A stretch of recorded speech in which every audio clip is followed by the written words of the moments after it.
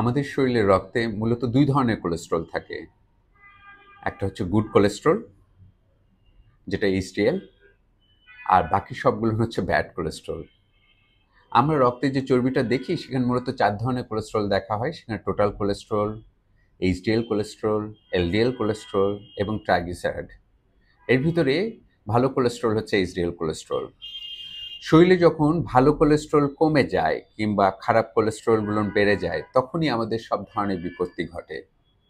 সবচেয়ে বড় প্রবলেম যেটা, যখন এলডিএল কোলেস্টেরলটা যখন বেড়ে যায়, সাথে অন্যান্য যে খারাপ কোলেস্টেরল এটার পরিমাণ যখন বেড়ে যায় কিংবা এইচডিএল কমে যায়, তখন আমাদের শরীরের যে বিভিন্ন রক্তনালী আছে, যেমন ব্রেনের রক্তনালী বা হার্টের রক্তনালী বা কিডনির রক্তনালী বা পায়ের রক্তনালী, এসব রক্তনালীতে আস্তে আস্তে চর্বি জমতে থাকে এবং আস্তে আস্তে চর্বি জমতে জমতে রক্তনালীগুলো সরু হয়ে যায়।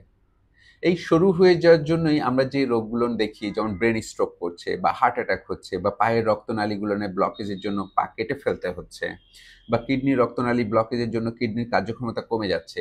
এটার প্রধান কারণ কিন্তু কোলেস্টেরল। তার মানে এই না যে শুধু কোলেস্টেরল বেড়ে গেলেই এই রোগ হয়। সাধারণত দেখা যায় যে যাদের কোলেস্টেরলের পাশাপাশি অন্যান্য রোগ থাকে, যেমন প্রেশার থাকে বা ডায়াবেটিস থাকে বা যারা স্মোক করে, যাদের ফ্যামিলি হিস্ট্রি থাকে, যারা রেগুলার এক্সারসাইজ করে না, এই ধরনের মাল্টিপল রিস্ক ফ্যাক্টর যখন থাকে, তখনই মূলত এই ধরনের অ্যাথেরোস্ক্লেরোটিক রোগ হয়। রক্তে অ্যাথেরোস্ক্লেরোটিক প্লেক হয়, যেটা রক্তনালীগুলোকে সরু করে ফেলে এবং মূলত এই কারণেই আমাদের যত বিপত্তি ঘটে, যত বড় বড় রোগ হয়, সেটার মূল কারণ কিন্তু এটা। এখন রক্তের কোলেস্টেরল বেড়ে যাওয়ার প্রধান কারণ কি?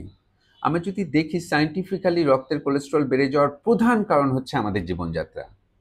আমরা যদি নিয়মিত না হাঁটি, আমরা যদি খারাপ খাদ্যাভ্যাসের ভিতরে থাকি এবং আমাদের যদি ওজন আস্তে আস্তে বাড়তে থাকে, মূলত এই কারণেই কোলেস্টেরল বাড়ে, যেটার কারণ হচ্ছে 80% কারণ।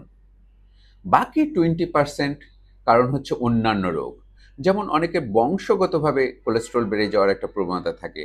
বাবা মা বা ভাই বোনদের যদি কোলেস্টেরল বেশি থাকে জেনেটিক্যালি, তাদের দেখা যায় যে অল্প বয়স থেকেই তাদের শরীরে রক্তে কোলেস্টেরল বাড়তে থাকে, যেটাকে আমরা বলি ফ্যামিলিয়াল ডিজিজ, ফ্যামিলিয়াল হাইপার কোলেস্টেরলমিয়া বা ফ্যামিলিয়াল হাইপার ট্রাইগ্লিসারিডেমিয়া। এটা এটা একটা বংশগত কারণ। এদের সংখ্যা খুব কম এবং তাদের দেখা যায় যে অল্প বয়সেই অনেক বড় বড় রোগ, স্ট্রোক বা হার্ট অ্যাটাক হয়ে যেতে পারে।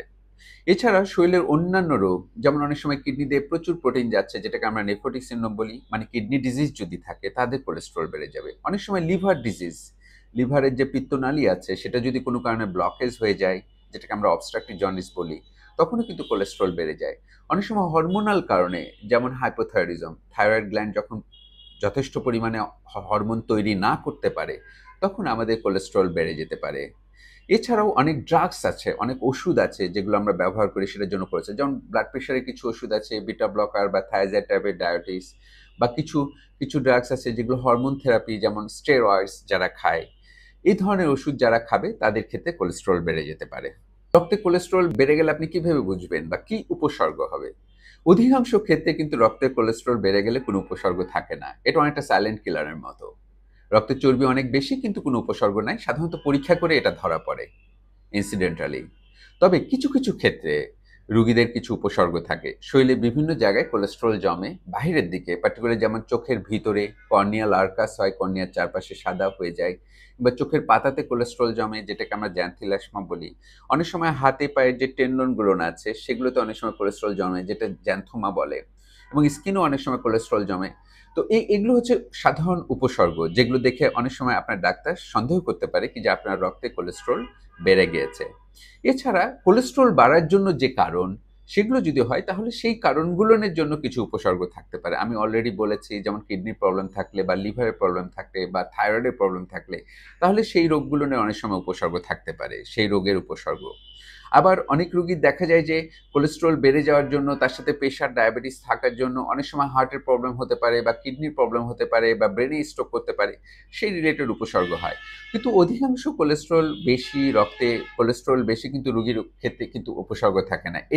এটাই হচ্ছে এর প্রধান উপসর্গ, যেটা অনেকটা সাইলেন্টলি আমাদের শরীরে থাকতে পারে। কাজেই এটার জন্য আমাদের প্রত্যেকটা মানুষেরই যখন বয়স হয়ে যাচ্ছে, পার্টিকুলারলি যাদের বংশে কোলেস্টেরল নেই, তাদের ক্ষেত্রে সাধারণত আমরা বলি যে 35 এর পরে যদি মেল পেশেন্ট হয়, তাহলে 35 এর পরে অ্যাটলিস্ট বছরে একবার করে কোলেস্টেরল চেক করা উচিত। এবং ফিমেলদের ক্ষেত্রে 45 এর পরে বছরে একবার করে আমাদের রক্তে কোলেস্টেরলের পরিমাণ কেমন আছে, সেটার দিকে আমাদের নজর দেওয়া উচিত। এবং এই পরীক্ষাটা সাধারণত করা হয় কিন্তু সকালবেলা ঘুম থেকে উঠে খালি পেটে। অ্যাটলিস্ট 8 to 12 আওয়ার্স ফাস্টিং থেকে কিছু না খেয়ে কিন্তু এই কোলেস্টেরলের পরীক্ষা করতে হয়। নইলে দেখা যায় যে রিপোর্টের এলোমেলো আসতে পারে। অনেক সময় দেখা যায় যে আমরা যদি খাওয়ার পরপরই রক্তে কোলেস্টেরল দেখি, ট্রাইগ্লিসারাইড ফলসলি অনেক বেশি আসতে পারে। এইজন্য সবচেয়ে ভালো রিপোর্টের জন্য আমরা সকালবেলা খালি পেটে কমপক্ষে 8 থেকে 12 ঘন্টা না খেয়ে আমরা এই পরীক্ষাটা করব।